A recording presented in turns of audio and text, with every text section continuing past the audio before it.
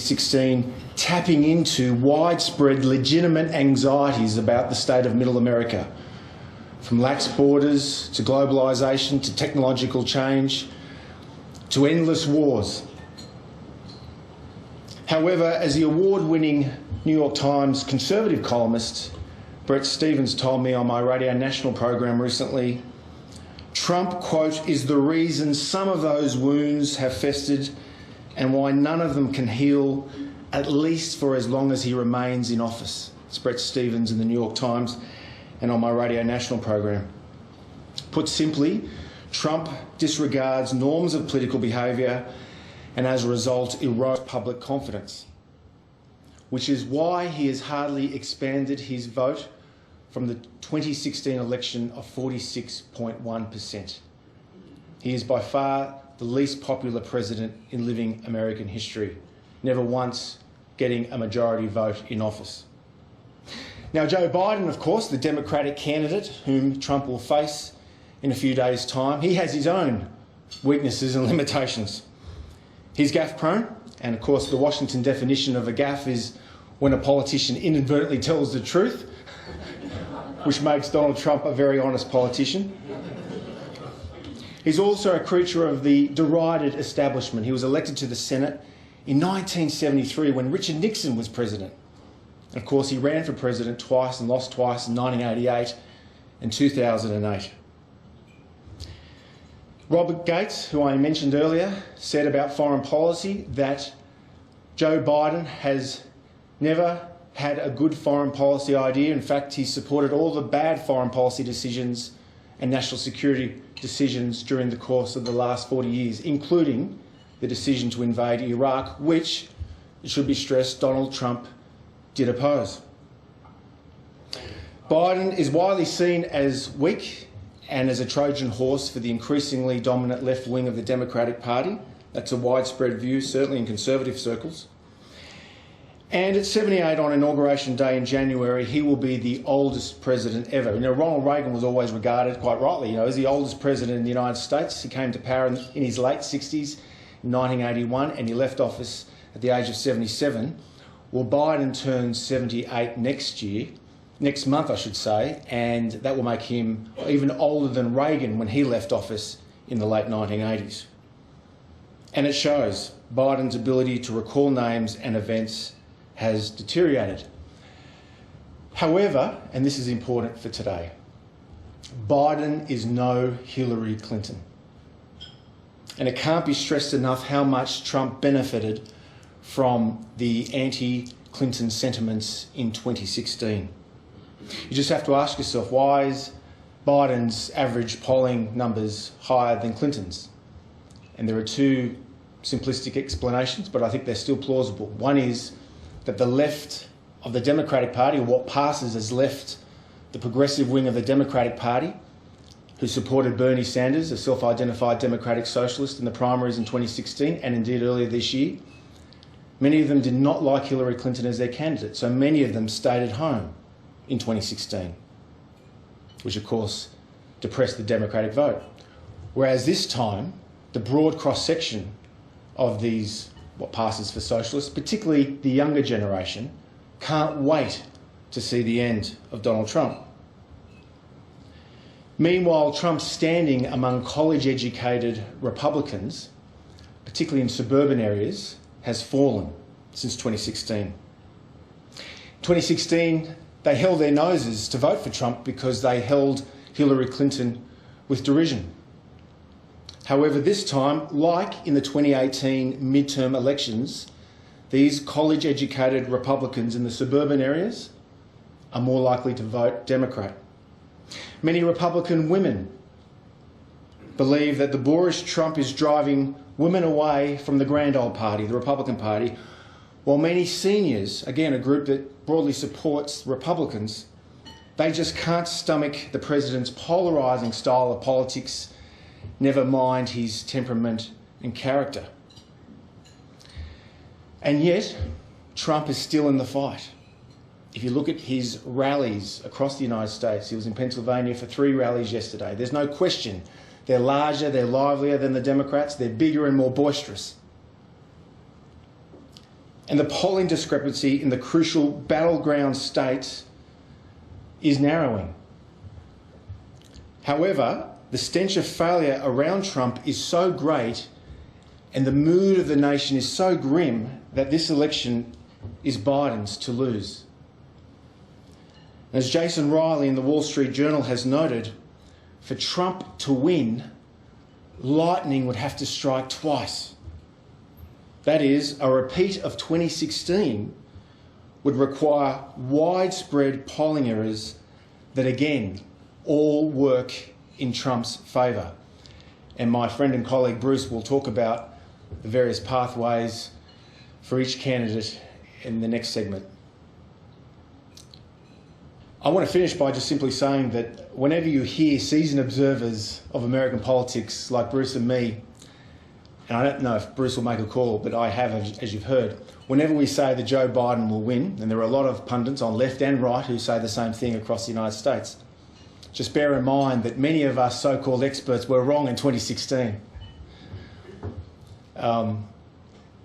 And we were wrong about Trump, and like many people in this room who were wrong about Scott Morrison's prospects in the 2016, we were wrong about Trump's amazing ability to bounce back from setbacks. If Trump does indeed win, my sense is that the prevailing narrative will be that the Democrats, by embracing more progressive and arguably more controversial policies on various energy, health, constitutional issues, have overreached. But it is a race that I think is Biden's to lose. And please welcome my colleague, Bruce, to make his statement. Thank you very much.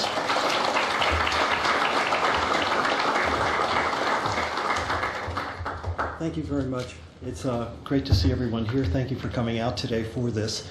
I do want to acknowledge the traditional owners of the land on which we meet, the Ngunnawal Nation, and respect to their elders past, present, and emerging.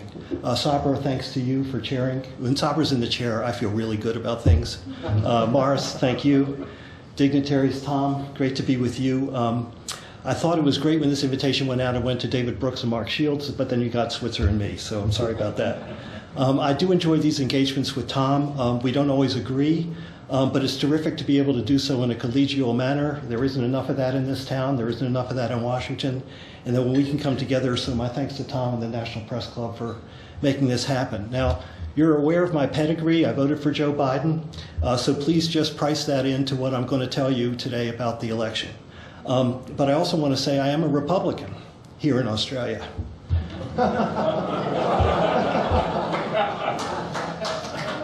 What Tom and I want from this session is for you to understand more of what you're seeing. It's complicated, it's important, it's big, and so if you come out with a greater understanding of what's happening and why, we'll feel really good about it. I want to talk about the drivers of the election. I want to go through the Electoral College so you can see actually what is occurring state by state.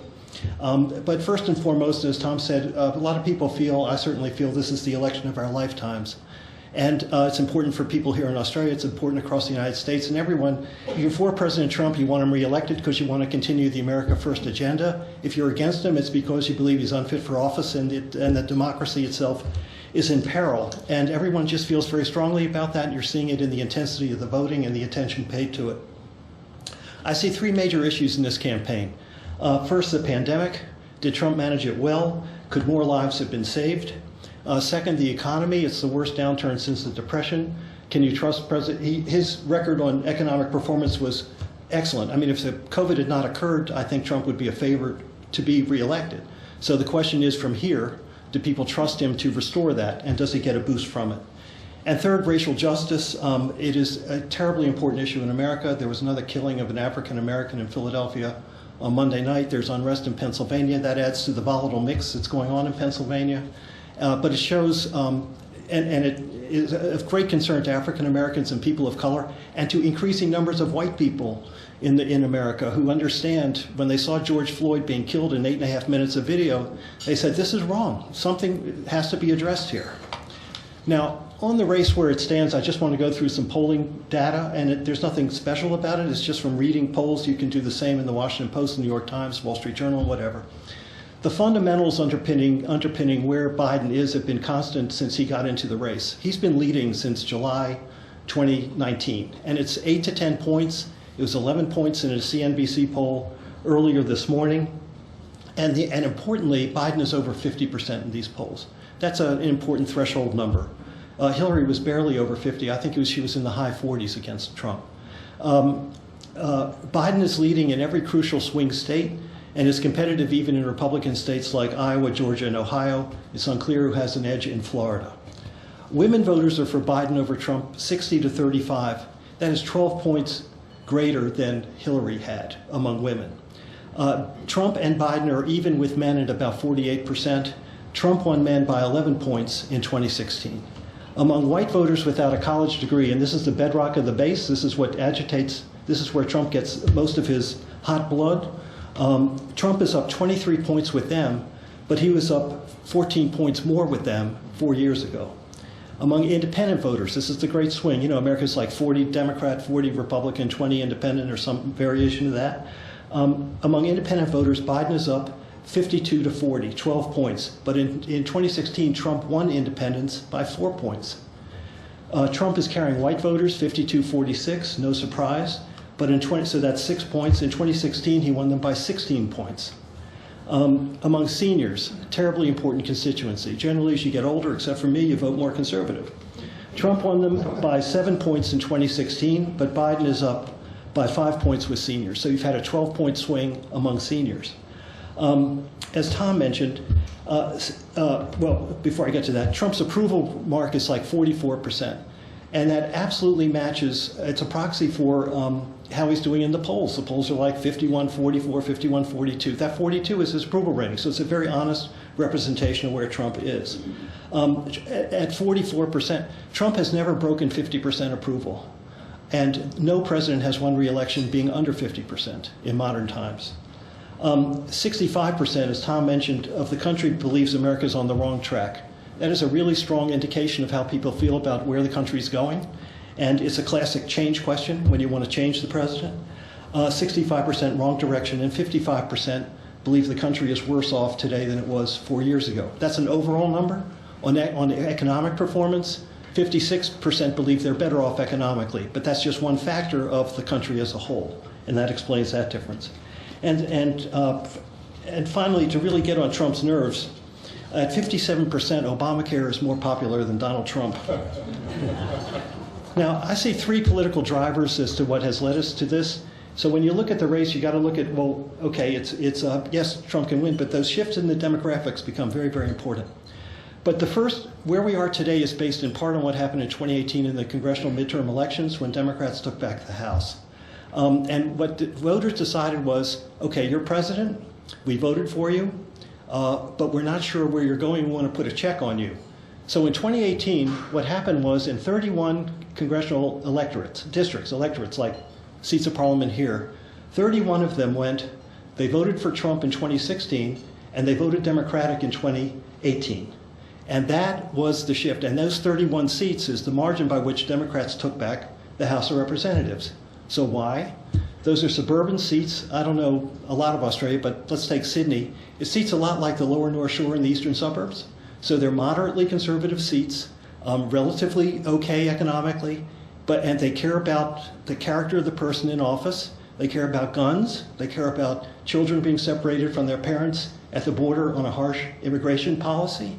And they care about how this president is acting in office. And so they just want to say, okay, you're president, that's fine, but we want to watch you. The second factor that got us here is that Democrats are united first and foremost on getting Trump out of office. This was the highest priority. If ideology had been the highest priority, Bernie Sanders would be the nominee.